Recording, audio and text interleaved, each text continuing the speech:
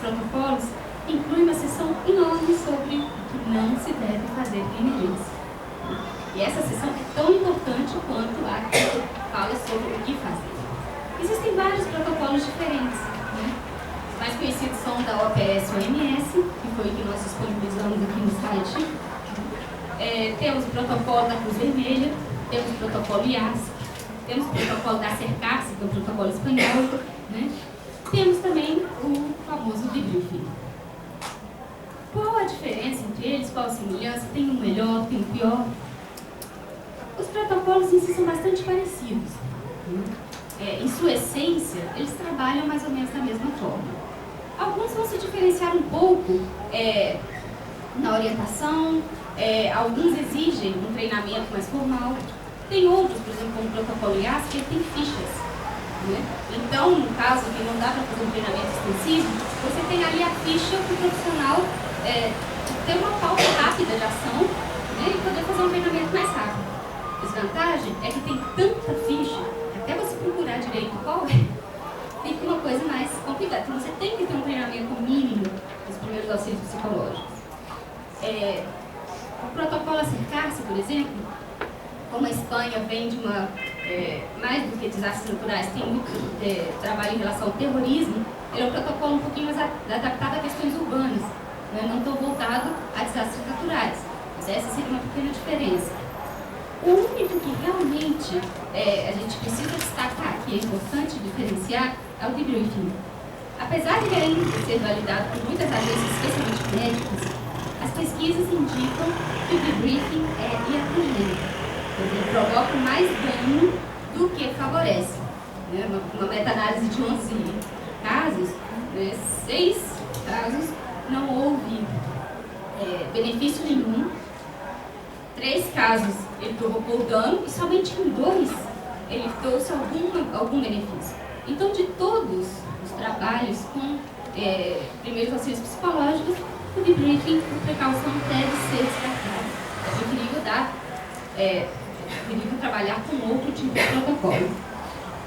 Então, essa é a única ressalva técnica que a gente faz, né? Até porque ele é bastante conhecido, os protocolos de debriefing já mudaram muito em relação ao que eles foram originalmente criados, então, debriefing. O trabalho fundamental do psicólogo é na orientação da comunicação de más notícias, conhecimentos em especial, e reconhecimento de corpos e de objetos, que são momentos de forte descarga emocional e que a maioria das equipes de resposta não está preparada para lidar. Então é um momento em que eles realmente agradecem a presença de um psicólogo, né? E que é um momento de forte descarga emocional também para o psicólogo, ou seja, é um momento onde o psicólogo também tem que estar preparado e também é um momento em que é muito necessário o revezamento de tudo. Porque não é uma coisa que você consegue fazer uma semana inteira. Dói. É muito pesado, te faz pensar sobre todas as famílias. Sempre vai ter alguém que tem o pai da mesma idade, o filhinho da mesma idade. Então, essas coisas realmente mobilizam demais. É super fundamental o trabalho, mas é realmente um momento em que nós, como profissionais, temos que nos questionar e estar muito atentos aos nossos limites pessoais. Um ponto importante, né, que vocês colocaram também, é o momento da coleta de dados, de começar a fazer pesquisa. Só que essa pesquisa tem que estar muito bem pautada nas questões éticas. Porque as pessoas que estão ali, elas não assinaram ali isso, né, não estão com o consentimento informado. Né? Então, a manipulação desses dados é muito delicada. Né? É muito importante começar a gerar esses dados para que sirva para o nosso planejamento das ações futuras. Mas ele tem que ser realmente feito pela rede e tem que ser feito com bases éticas estritas. Temos também um trabalho da gestão da espera, né, que é muito importante nesse momento, porque as coisas depois que o desastre aconteceu não acontecem tão rápido quanto a gente gostaria. O lugar não vai ser limpo rapidamente, você não vai ter sua casa rapidamente. O mais rápido, às vezes, se consegue é a escola, mas ainda assim demora. Né? Então, a angústia frente a essa espera, ela é muito grande. Né? E ela é natural, é uma reação absolutamente esperada. E não está na mão do psicólogo resolver essa angústia, mas sim dar um espaço, acolher essa angústia e sim pode-se planejar ações que minimizem esse espero. Um dos trabalhos muito importantes nesse caso é o trabalho com as crianças. Gerar ações com as crianças para que elas não tenham que ficar nessa espera e muitas vezes você trabalhando com as crianças, as famílias se sentem menos angustiadas. Então tem várias ações que você pode fazer nesse momento para fazer essa gestão da espera. Ações de psicoeducação, porque nesse turbilhão de emoções que surgem durante um desastre, é muito comum as pessoas se sentirem perdidas até que ponto elas estão bem ou não, se elas vão enlouquecer, se o meu menino está doente, Então, esclarecer sobre as reações emocionais que costumam acontecer, que coisas você pode esperar depois do desastre e até que ponto é importante pedir ajuda é fundamental. Muitas vezes o que ela precisa é de uma informação sobre essas emoções. Saber que muitos desses sintomas que aparecem são reações normais a uma situação anormal. É a situação que é muito caótica e não o interior da pessoa. Ela está reagindo dentro do que é possível. Então essa orientação pode ser feita verbalmente, através de cartilhas, mas é importante que a pessoa tenha acesso a essa informação para que ela também possa diminuir a angústia sobre o seu funcionamento emocional. E um recurso que tem sido testado em alguns países, que tem sido interessante quando as redes de comunicação falham, é o suporte psicológico via call center.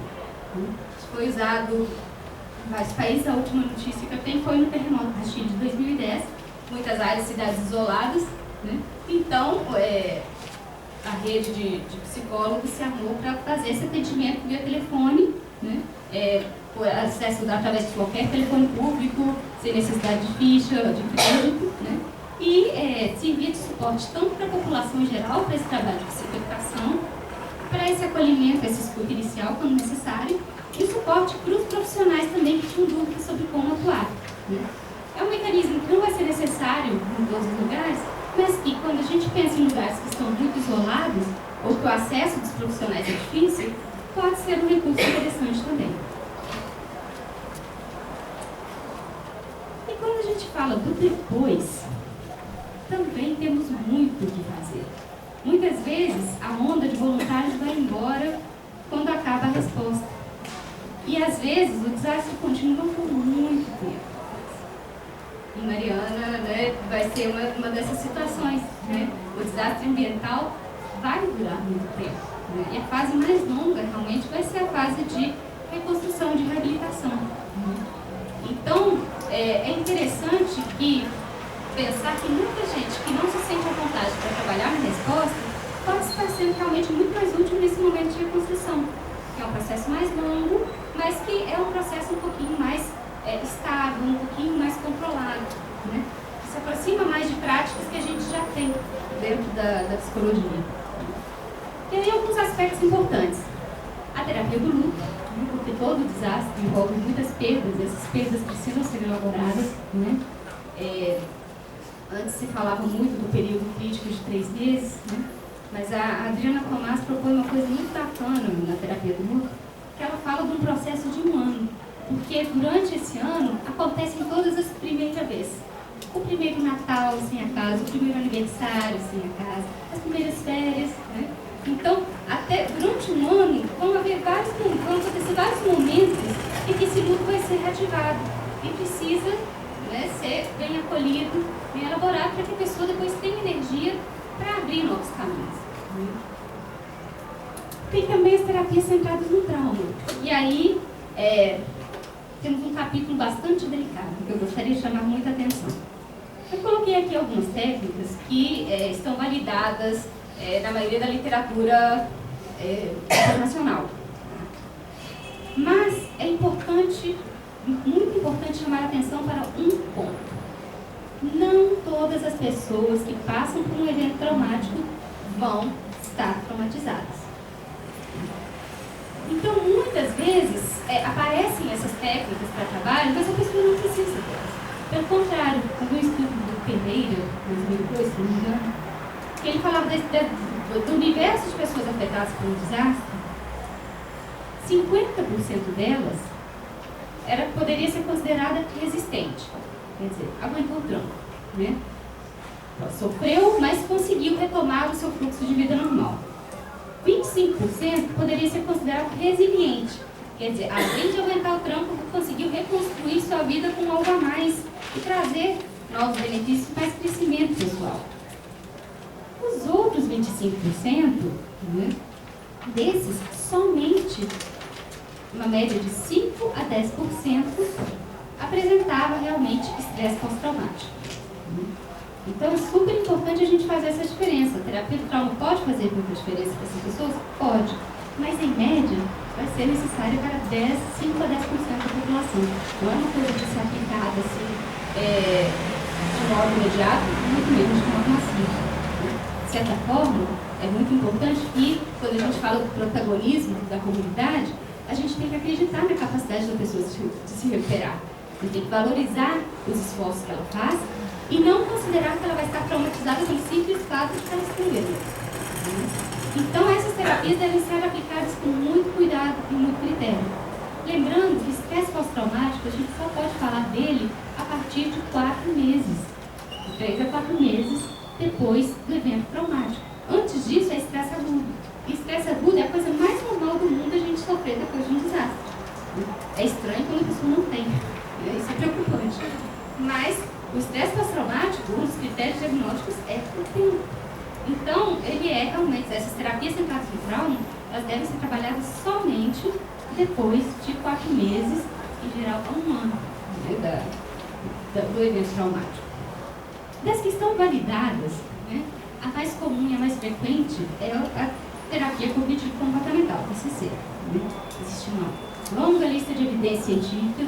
É importante destacar que o uso de medicamentos não é validado no momento de desastre. Claro, não é da nossa competência, né, mas é um momento em que a gente pode bater, vamos dizer, não, a minha ferramenta é mais eficiente aqui, né, podemos ajudar mais.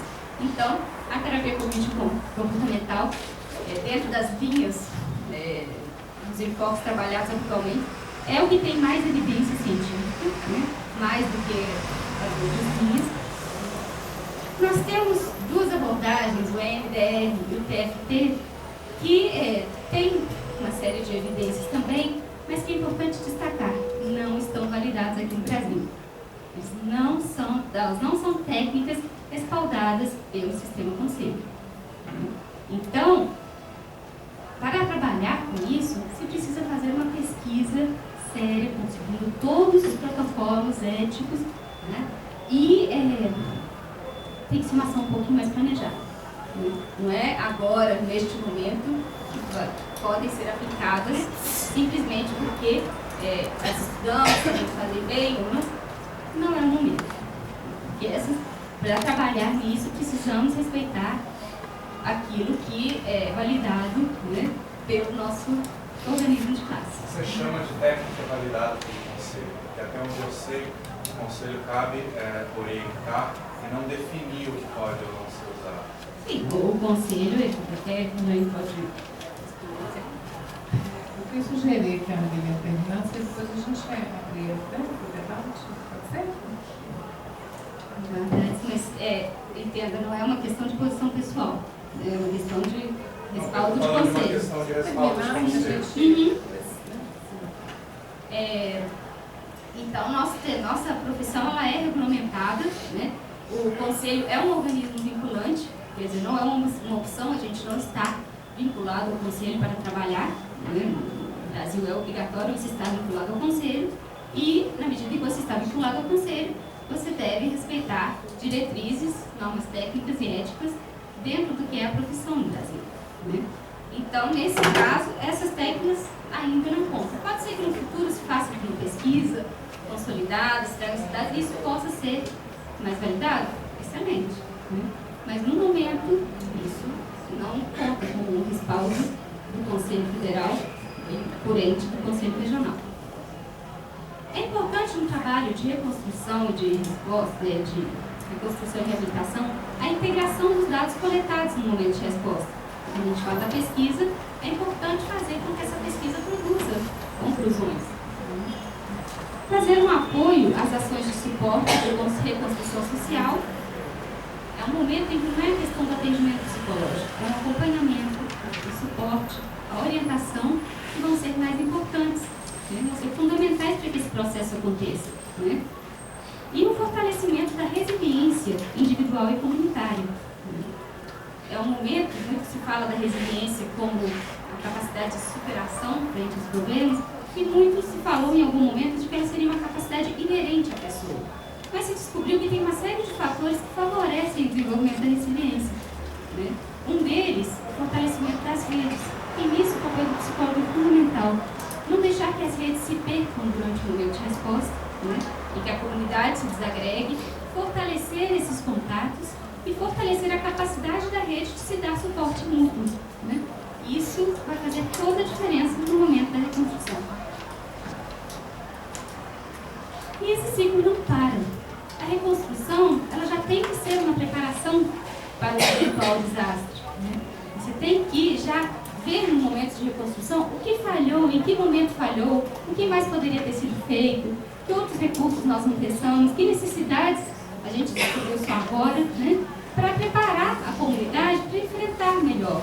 Não que a gente espere que o raio vai cair 2 vezes no mesmo lugar, que a barragem estoure na mesma comunidade, mas a gente precisa estar mais preparado para que possa acontecer e poder ativar as redes mais rapidamente, poder evitar fazer os mesmos erros dentro das respostas que a gente tem.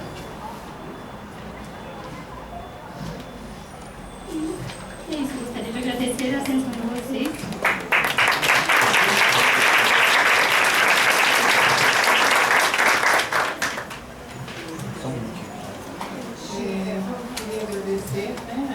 Parabéns pela exposição, trouxe também, né, um termo de informações, né, teóricas, nossos recursos a serem utilizados, né, para que a gente se prepare para essas situações. Eu queria que a gente se organizasse, porque agora a gente tem um tempo, né, para esse debate, para perguntas, né, e eu estou pensando o seguinte, a gente fazer um bloco de perguntas, né, para facilitar um pouco e utilizar mais o debate. Então, eu gostaria de abrir para 4 questões, né?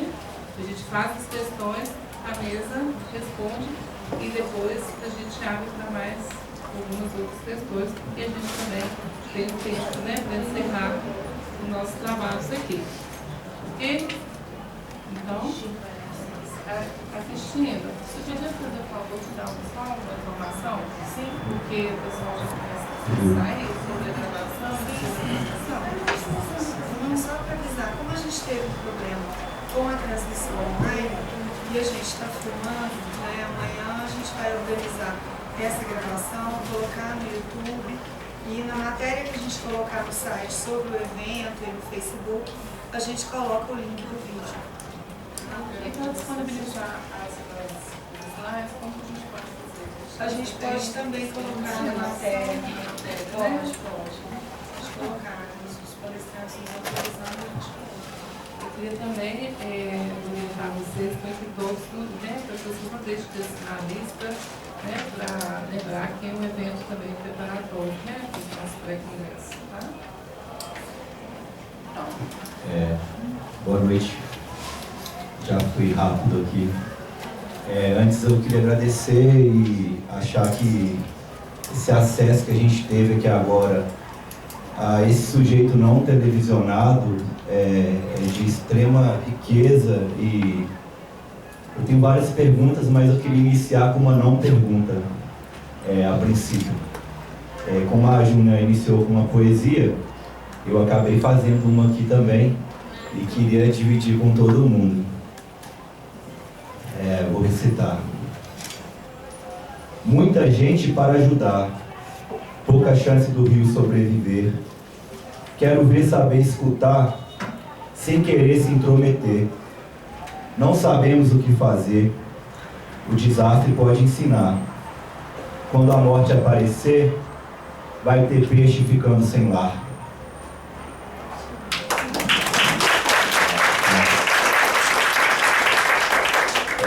E aí agora vem uma pergunta curiosa da foto da Kombi, que ficou, como se diz, atolada, exatamente.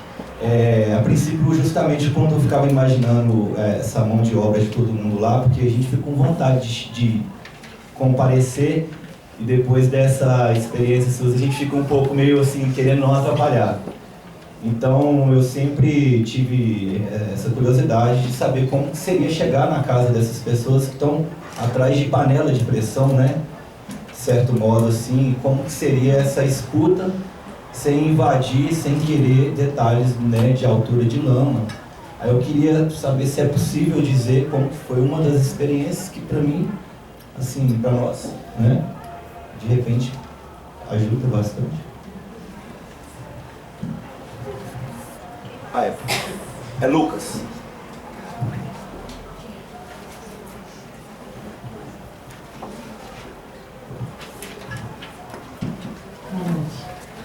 Queria parabenizar a todos e também a oportunidade do colega. Eu também fiquei muito assistindo, né? E pensando um pouco por aí. Falei, gente, mas já tem muita gente, já tem, né? Você falou, Karen, né? Da CEDESE também, foi para lá, né? Eu trabalho na CEDESE, então, assim, pensando, viu o depoimento dos colegas que foram, né? Então, assim, pensando um pouco nesse aspecto. E aí eu queria discutir, eu acho que queria que vocês comentassem um pouco mais, como que a psicologia pode ajudar também num aspecto, eu diria que é mais político. Vocês estão falando aí do apoio psicológico, né? O Joari falou um pouco desse protagonismo. Porque a sociedade como um todo, a gente fica muito indignado, né, com esse aspecto, assim, é como se o desastre não fosse, assim, que ele poderia ter sido evitado, né? Então, assim, né, a Lívia está falando aí de uma preparação para o desastre, me dá uma certa angústia. Será que então nós vamos ter que começar a preparar para o próximo desastre? Como se isso fosse uma coisa que tivesse que acontecer? Né? Então, assim, queria que vocês falassem um pouco de como que a psicologia pode ajudar nessa perspectiva de protagonizar a população, ou até a comunidade também, numa atuação mais política mesmo, né? Como é que isso vai? Porque fica essa indignação, como é que a gente pode pensar? E outra coisa, né? Eu não vi, eu fiquei, né? Eu estou falando aqui como cidadã, nem tanto como psicóloga, afastada um pouco. Eu não vi na rede social, não vi uma discussão disso que vocês estão trazendo aqui. Assim, olha, não precisamos de voluntário, né? Muito pelo contrário, o que a gente ouviu venha, né? Todo mundo se organizando e tal, vamos juntar, vamos mandar material. Então, eu queria ver se vocês estão fazendo isso, como que isso foi feito, como que... Eu acho importante. Eu me senti, eu estou falando como cidadã, eu me senti assim, um pouco egoísta. Eu falei assim, não vou não.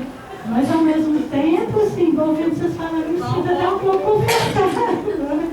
Então eu queria ouvir um pouco sobre isso.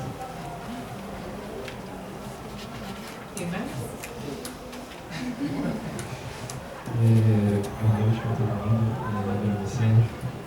Assim, eu vou aproveitar o espaço, não sei se eu vou fazer perguntas, ou se eu vou fazer comentário, mas, enfim, eu acho que assim, tentando pensar um pouco o que a colega falou, isso que a Débora falou, e aí eu vou tentar fazer algumas problematizações em cima disso, que eu acho que é um momento oportuno para isso. Assim. Só rapidamente, assim, essa questão dos voluntários, eu não vou responder, mas já tentando problematizar algumas questões. É importante, eu estive em Brasília agora, essa segunda e essa terça-feira, eu acho que é importante ressaltar o contexto do que aconteceu em Goiânia, porque nós estamos falando de um desastre, de uma tragédia que tem impactos ambientais, mas que não se compara a uma enchente, por exemplo. Né? É um desastre, né, que envolveu uma atividade econômica, um setor econômico, né, e todas as consequências advindas disso. Quando a gente fala de uma enchente, de um desmoronamento, um terremoto, alguma coisa, nós estamos falando necessariamente de agentes públicos na resposta dessa situação. Né? E em Mariana não. Então, assim, a gente tem um contexto, uma situação que envolve diversos atores. E aí, às vezes, até a ação e a resposta do poder público, ela é atravessada e ela é impactada e ela tem que se articular e se organizar com esses atores que estão envolvidos. A gente não teve, talvez a gente não pediu para os voluntários parar, porque a gente não teve tempo para isso. Mas não é no sentido de parar, porque a gente precisa de ajuda. É no sentido de, tipo, como organizar isso. Então, assim, o que a gente fez foi, ao invés de pedir para parar, tentar organizar isso, fazer o formulário, o cadastro, de pegar como que essas pessoas poderiam ajudar.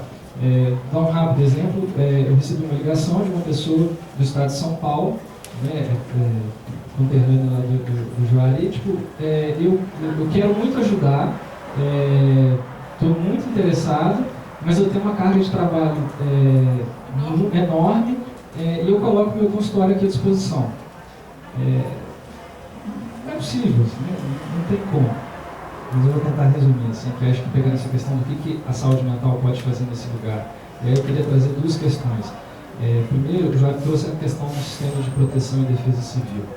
E aí lá já tem especificamente a questão da assistência à saúde e do psicólogo, e é uma responsabilidade também da assistência social atuar nessas situações, e eu acho muito importante, é um avanço para o SUAS ter isso, e nós no SUS não temos isso expressamente.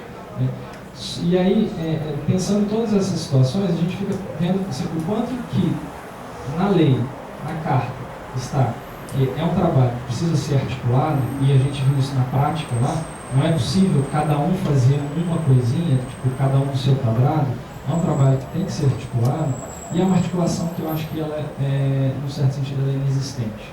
É muito difícil fazer sentar todos os atores que estão envolvidos nisso, desde dar na hora que tem que dar resposta, porque não pensou a prevenção, mas anteriormente também, para sentar e pensar como que vai ser feito isso. Normalmente esses protocolos, essas legislações, elas são feitas por um corpo muito restrito, um corpo técnico muito restrito, sem a participação dos diversos atores, e é de cima para baixo. Então, e aí pensando nisso, eu vejo a nossa realidade, porque são essas redes locais que vão dar essa resposta. E são, primeiro, elas que entram em colapso, porque a gente para, você tem que dar uma resposta muito rápida, num contexto muito rápido, mas também são elas que conseguem sair dessa situação. Então, acho que uma das coisas que acho que a gente tem que pensar é de que forma que a gente vai construir estratégias para que esses planos de contingência, esses planos de intervenção em desastres, eles pensem de como que nós vamos fazer isso articulado e de como que nós vamos criar estratégias para fortalecer essas redes locais, seja de assistência social, seja de saúde. E aí eu fico pensando que talvez seja o momento da gente começar a se questionar o que é a atenção psicossocial nessa situação. Porque, como a Lília disse, como todo mundo diz, é um contexto muito específico. E acho que a gente tem que pensar, e aí, já que nós estamos no espaço aí de regulamentação da nossa profissão, de que forma que nós vamos articular e organizar a formação profissional. Eu falo de experiência própria. Eu tinha um conhecimento e uma noção muito superficial durante toda a minha formação. O ideal não é aprender fazendo, mas a gente se viu um pouco nessa situação. Porque a formação, eu acho que talvez o pessoal do GT, vocês podem falar isso melhor que a gente, é muito deficitária. Então a gente tem que batalhar e lutar para que essa disciplina entre nos nossos currículos. Elas têm que fazer parte do nosso currículo. Isso envolve a organização da categoria, a organização da construção desse conhecimento. É muito importante, porque também não adianta, a gente tem várias abordagens, não só da psicologia, de que eu tenho que ir lá, eu tenho que entrevistar, eu tenho que conversar com aquela pessoa, naquele momento, naquela situação, para eu ver aquela resposta. Será que isso é uma postura ética? E aí, assim, eu fico como uma pergunta, assim, porque a gente está falando de uma situação muito específica, que, como você bem disse, acho que envolve formas de atuação, formas de construir conhecimento muito específicas.